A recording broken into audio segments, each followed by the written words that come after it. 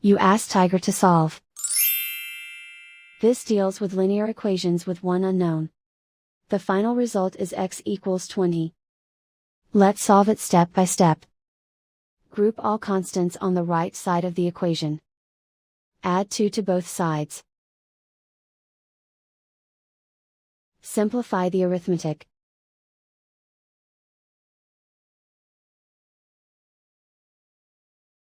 Isolate the x. Multiply both sides by 4. Group like terms. Multiply the coefficients. Simplify the fraction. Simplify the arithmetic. And so the final result is x equals 20.